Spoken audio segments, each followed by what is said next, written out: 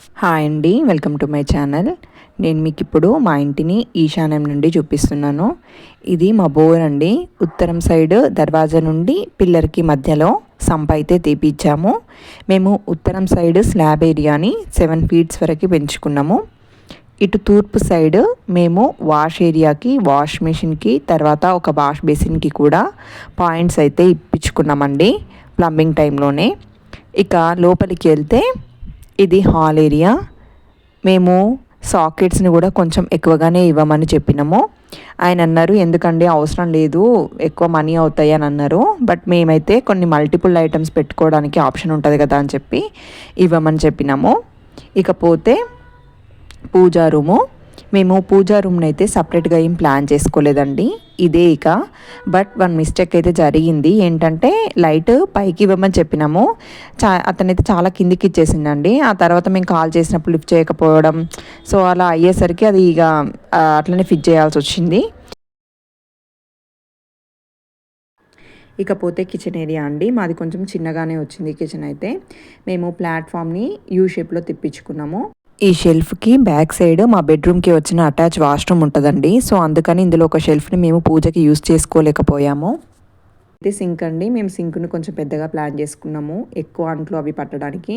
ఇటు చూడండి, పక్కన ఖాళీ ప్లేస్ ఉంచారు, దాన్ని మేము మాల్తో అయితే పూర్తి చేసేయాలి. ఇకపోతే పైన సజ్జ పోపించినామండి. అది కాకుండా బెడ్రూమ్కి అటాచ్గా ఉన్న వాష్రూమ్ యొక్క సజ్జ కూడా మేము కిచెన్ లోపలికే ఓపెన్గా ఇచ్చుకున్నాము. ఎందుకంటే కిచెన్కి సంబంధించిన ఏమైనా ఐటమ్స్ అనేవి పైన పెట్టుకోవడానికి ఉంటుందని చెప్పి. తర్వాత ఈ ఏరియాలో మేమైతే ఫ్రిడ్జ్ పెట్టుకోవాలనుకుంటున్నామండి, అందుకే ఈ సాకెట్ని అయితే ఇక్కడ ఇచ్చుకున్నాము. నెక్స్ట్ వచ్చేసి మాస్టర్ బెడ్రూము. దీనికి యూజ్ చేసిన దర్వాజా అయితే వచ్చి WPVCదేనండి, టేక్వుడ్ అయితే కాదు.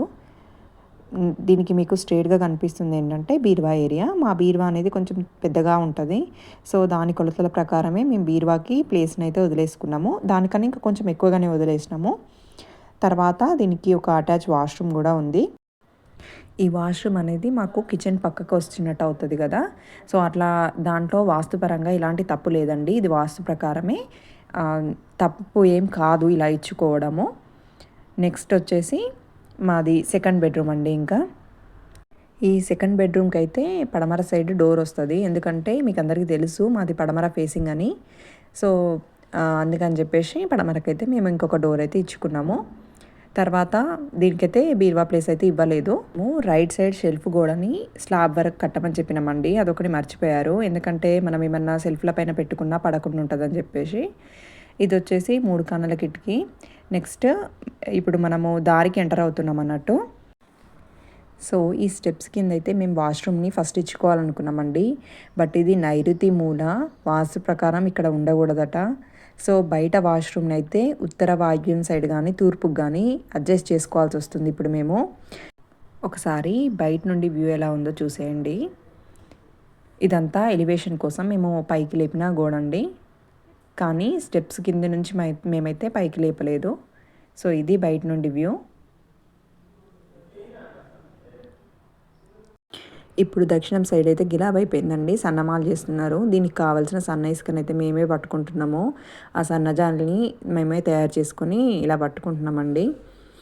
సో ఆల్మోస్ట్ సన్నమాలు చేస్తే అయిపోయినట్టే, 2 డేస్ తర్వాత అయిపోయింది కూడా అండి ఇది.